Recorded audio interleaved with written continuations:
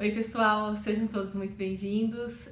Hoje eu vou falar sobre regimentos, sejam regimentos escolares, das escolas, instituições de ensino da educação básica, ou regimentos das instituições de ensino superior.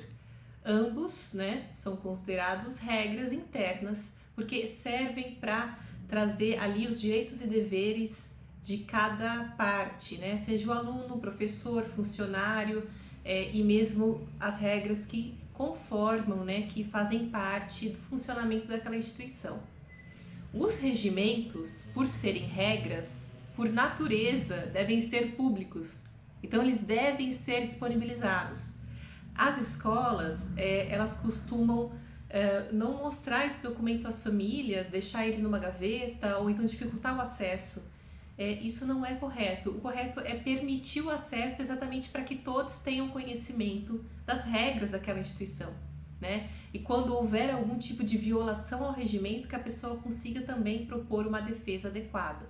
Então, os regimentos, eles precisam ser públicos. Essa é a primeira regra, quando a gente fala em regimentos. Públicos não no sentido de dar publicidade absoluta, mas público para aqueles que fazem parte daquela instituição, Não é para o público em geral, mas para o público que participa daquele meio, participa daquela instituição. Então, esse é o primeiro ponto quando a gente fala em regimento. Um outro ponto interessante quando a gente aborda a questão dos regimentos internos é que eles pautam a atividade dos funcionários daquela instituição. Isso é muito mais comum de perceber quando a gente fala nas instituições de ensino superior, nas faculdades, nos centros universitários e nas universidades. Isso significa que os funcionários, eles vão sempre olhar as regras da instituição antes de decidir.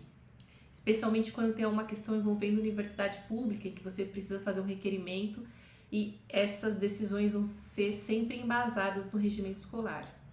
O regimento, embora seja uma regra muito fundamental para a gente compreender o funcionamento daquela instituição, não é uma regra absoluta e também não se sobrepõe a regras de estatura jurídica superior, como a Lei de Diretrizes e Bases da Educação Nacional, o Estatuto da Pessoa com Deficiência, o Estatuto do Idoso e a Constituição Federal. Então, ou seja, o regimento ele deve ser interpretado em conjunto com as regras do ordenamento jurídico, ele não é superior, ele não deve ser colocado de uma forma absoluta.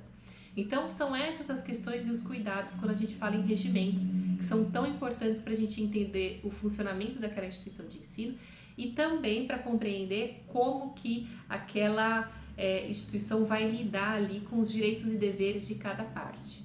É isso, pessoal, espero ter tratado do assunto de uma forma simples e que todos tenham entendido, e agradeço a atenção e fico por aqui. Um abraço a todos. Tchau, tchau.